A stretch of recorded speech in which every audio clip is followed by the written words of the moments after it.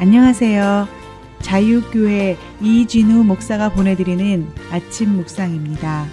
오늘도 예수 그리스도의 향기를 내는 복된 하루가 되시길 바랍니다. 12월 16일 수요일 아침 묵상입니다. 오늘은 실수와 죄로 얼룩진 삶이 주는 깨달음이라는 제목으로 열왕기상 2장 10절로 11절의 말씀 묵상합니다. 다윗이 그의 조상들과 함께 누워 다윗성에 장사되니 다윗이 이스라엘 왕이 된 지 40년이라 헤브론에서 7년 동안 다스렸고 예루살렘에서 33년 동안 다스렸더라. 오늘도 하나님의 도우시고 보호하시는 은혜로 안전하고 건강하게 보내시길 축복하며 아침 묵상 시작합니다. 오늘 묵상하는 말씀은 다윗이 마침내 그 생명을 다하여 다윗성에 장사되었다는 말씀입니다. 다윗은 30세에 유다지파의 왕이 되어 헤브론에서 7년 동안 유다지파를 다스렸습니다. 그리곤 둘로 갈라진 이스라엘을 하나로 통일한 다음 예루살렘에서 통일 이스라엘의 왕으로 33년 동안 이스라엘을 다스렸습니다. 지금까지 꽤 오랜 시간 다윗의 생애를 기록한 사무엘서의 말씀을 묵상하면서 다윗의 생애를 살펴보았습니다. 앞으로 며칠 동안은 지금까지 나누었던 다윗의 생애에 관한 묵상을 정리하면서 성경이 오늘 우리에게 주는 영적 도전에 대해 생각해 보려고 합니다. 지금까지 꽤 오랫동안 다윗의 삶을 살펴보면서 여러분은 다윗에 대해 어떤 생각이 드셨는지요? 다윗의 파란만장한 삶에서 여러분에게 가장 인상 깊었던 사건은 무엇이었습니까? 그리고 다윗의 그 파란만장한 삶을 통해 배운 영성이 있다면 어떤 것이 있습니까?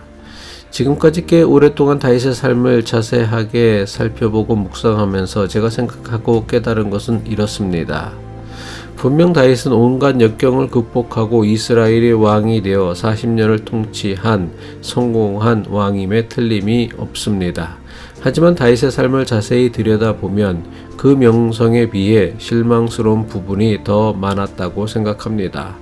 비록 왕으로서는 이스라엘 최고의 왕이라 불릴지 모르지만 인간 다윗으로만 볼 때는 그리 대단하거나 위대하다는 생각은 들지 않았습니다.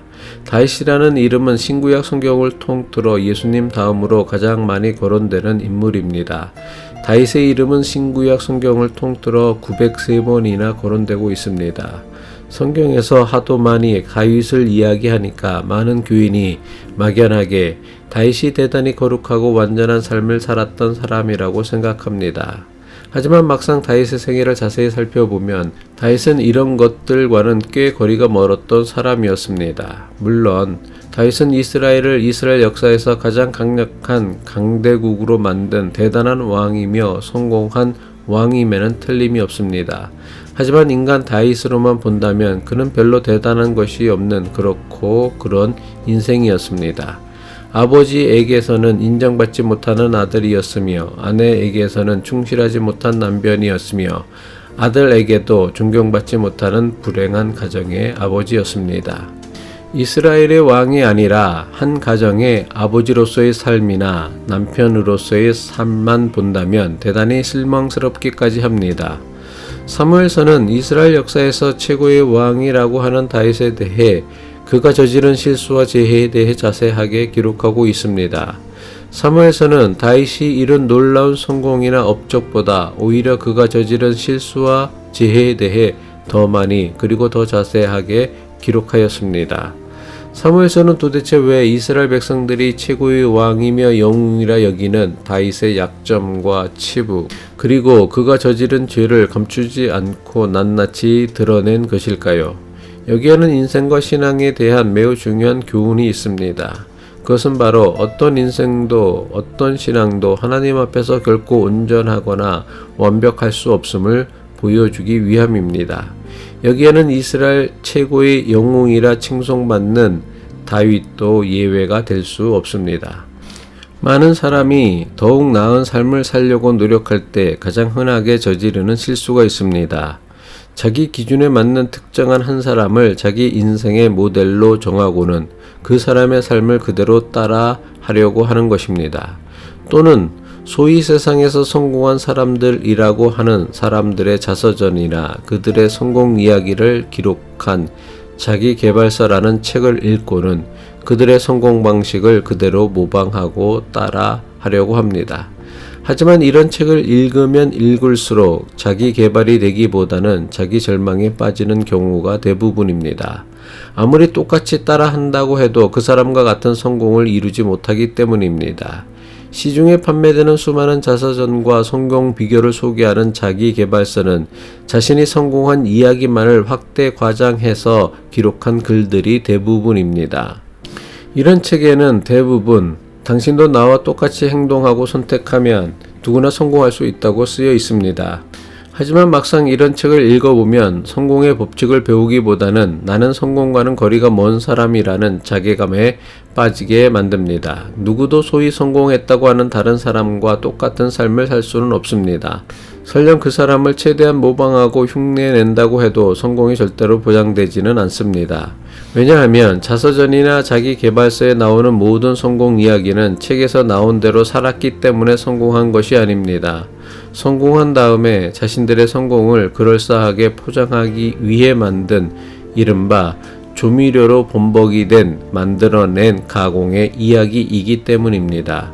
제 의도는 소위 세상에서 대단한 업적을 이룬 사람들의 성공을 무시하려는 것이 결코 아닙니다. 다만 자신이 아무리 성공했다고 자신의 성공 원리를 다른 사람에게 그대로 적용할 수 없다는 것을 강조하는 것입니다. 성공한 사람들이 쓴 자기 개발서를 따라하려는 시도는 대부분 실패합니다. 성공한 사람을 따라하려는 시도가 매번 실패하면서도 끊임없이 성공한 사람들이 제시하는 방법을 그대로 따라하려는 일들이 반복됩니다. 도대체 왜 그러는 것일까요? 스스로 자기 인생의 답을 찾아 나가는 것이 힘들고 무섭기 때문입니다. 그러다 보니 남의 인생을 카피하려고 합니다. 그대로 따라하려고 하는 것입니다. 무조건 남 따라 하는 것으로 자기 인생을 절대로 잘 살 수는 없습니다. 무조건 남의 좋은 점을 카피하는 것으로는 결코 좋은 인생이 될 수도 없습니다. 남의 물건을 카피한 것을 무엇이라고 합니까? 모조품이라고 합니다. 전문 용어로 짝퉁이라고 하죠. 마찬가지로 남이 제멋대로 써놓은 인생의 법칙을 그대로 따라하거나 카피하려는 삶은 스스로 자신의 인생을 짝퉁 인생으로 만드는 것입니다. 인생에는 어떻게 살아야 한다는 모본 정답이 없습니다. 왜냐하면 사람마다 주어진 형편과 처지, 상황이 다 다르기 때문입니다. 하나님께서는 사람을 다 다르게 창조하셨기 때문입니다. 이것은 신앙도 크게 다르지 않습니다. 인생에 정답이 없는 것처럼 신앙에도 정답은 없습니다. 반드시 이렇게 믿어야만 한다는 모범 신앙이 없습니다. 다윗의 삶을 살펴보면서 무엇을 느끼셨습니까? 과연 다윗의 삶이 그대로 따라 배워야 할 모범 인생이었습니까? 그의 삶을 통해 나타난 믿음이 우리가 따라야 하는 모범 신앙이었습니까? 아니요.